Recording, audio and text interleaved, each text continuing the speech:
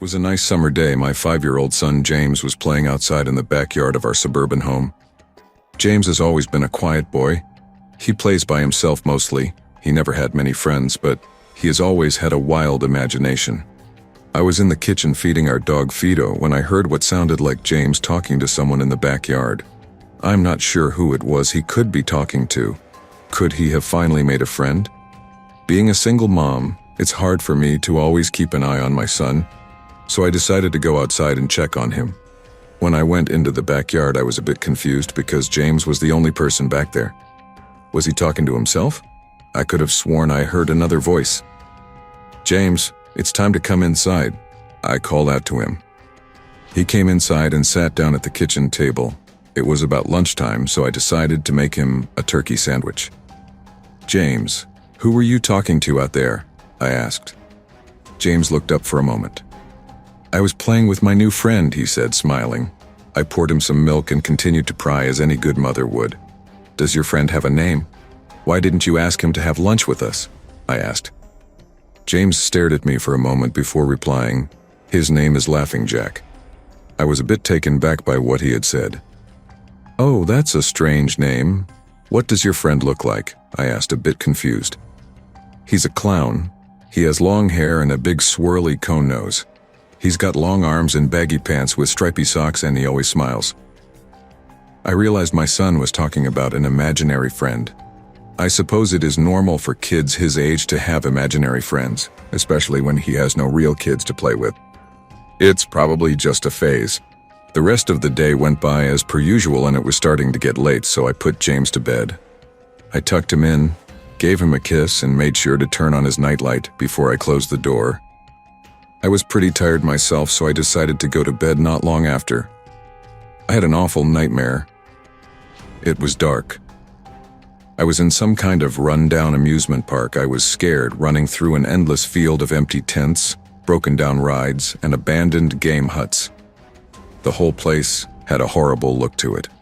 Everything was black and white. The prize stuffed animals all hung from nooses in the game huts, all with sick grins stitched on their faces. It felt like the whole park was looking at me, even though there wasn't another living thing in sight. Then suddenly I began to hear music play. The sounds of Pop Goes the Weasel being played on a squeeze box echoed through the park. It was hypnotizing. I followed its tune to the circus tent almost in a trance, unable to stop my legs from moving forward. It was pitch black. The only light came from a single spotlight shining on the center of the big top. As I walked toward the light, the music slowed down. I found myself singing along, unable to stop.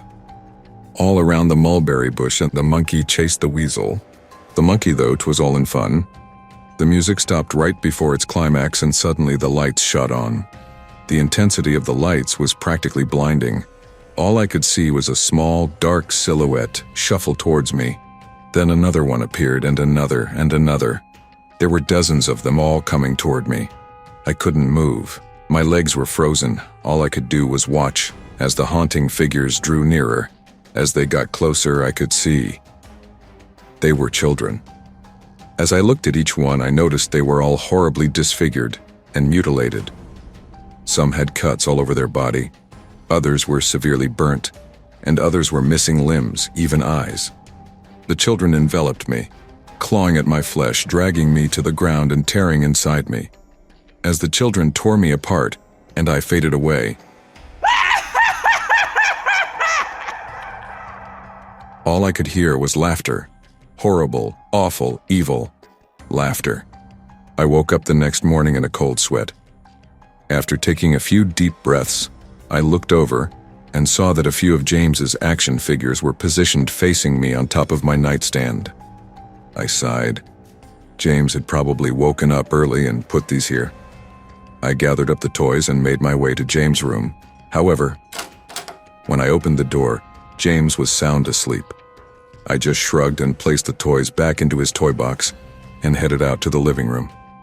A little while later, James woke up and I made him his breakfast. He was quiet and seemed a bit groggy. Perhaps he didn't sleep well either. I decided to ask him about the toys. "James, honey, did you put the toys in Mommy's room this morning?" His eyes shot up at me for a moment, then quickly glanced back down at his cereal. Laughing Jack did it. I rolled my eyes and responded, "Well, you tell Laughing Jack to keep the toys in your room." James nodded and finished up his breakfast, then decided to go play out in the backyard. I went to relax in the living room and I must have dozed off because I woke up a couple hours later. Shit, I need to check on James. I was a bit worried. It had been over 2 hours and I haven't checked on him. I stepped out into the backyard, but James wasn't there anymore. I was getting nervous, so I called out to him, James, where are you?" Just then, I heard a giggle come from the front yard. I rushed through the gate around to the front of the house. James was sitting on the sidewalk. I breathed a sigh of relief and walked over to him. "James, how many times have I told you to stay in the backyard? James, what are you eating?" James looked up at me, then reached into his pocket and pulled out a handful of hard candies in all colors. This made me very nervous. "James, who gave you that candy?" James just stared at me, not speaking.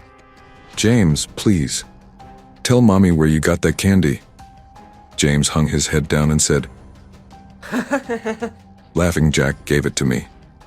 My heart sunk. I kneeled down to look him in the eye.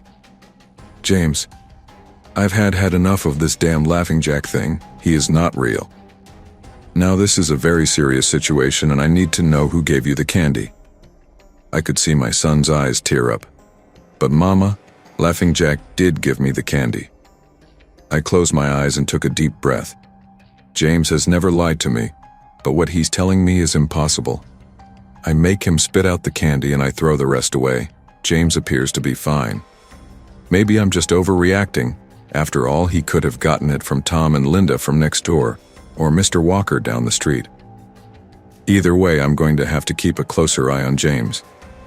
That night I put James to bed as usual, and decided to go to bed early myself. Suddenly I was woken up by a loud bang coming from the kitchen. I sprung out of bed and hurried down the stairs. When I got to the kitchen, I was horrified.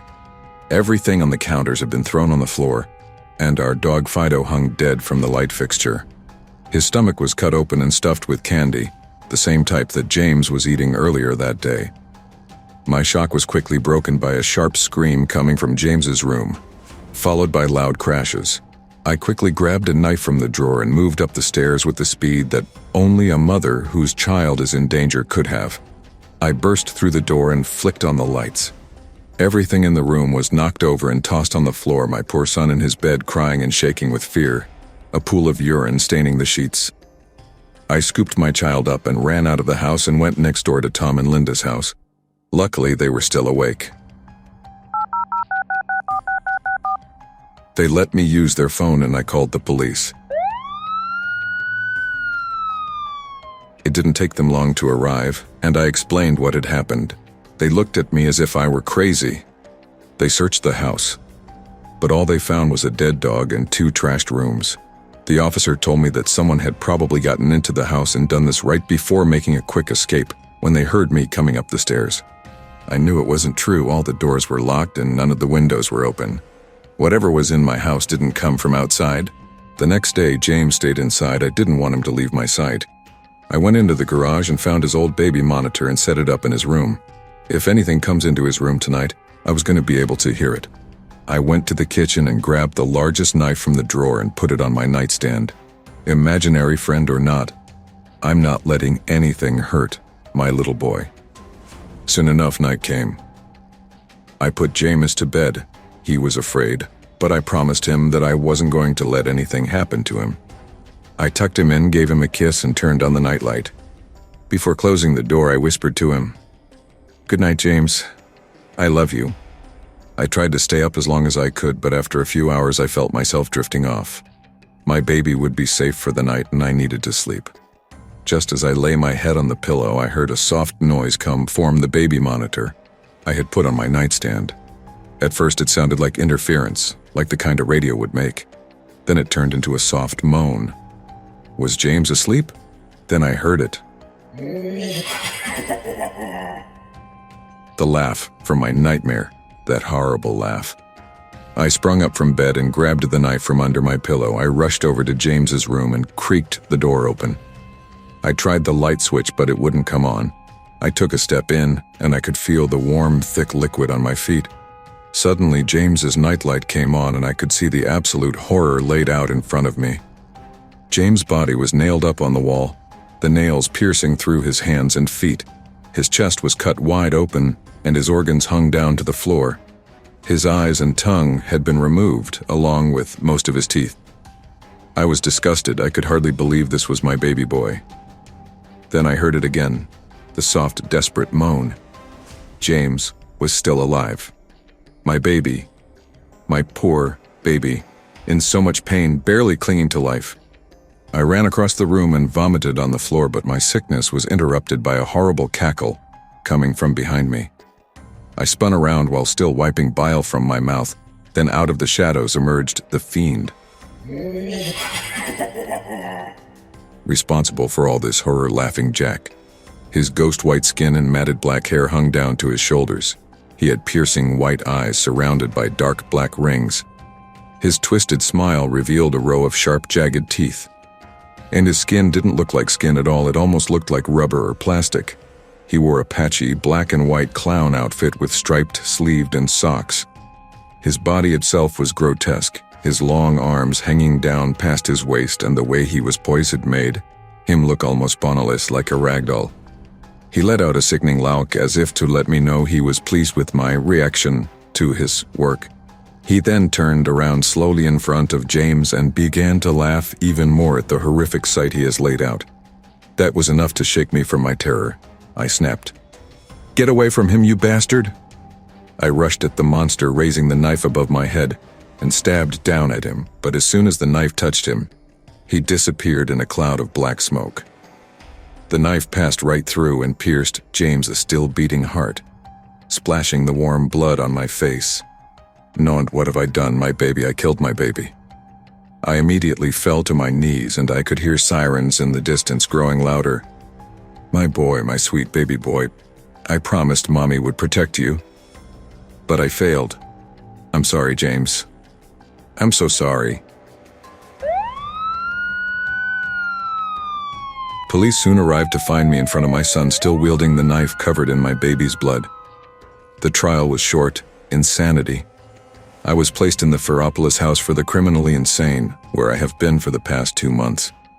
It's not so bad here. The only reason I'm awake now is because someone is playing Pop Goes the Weasel outside my window. I'll talk to the orderlies about it in the morning.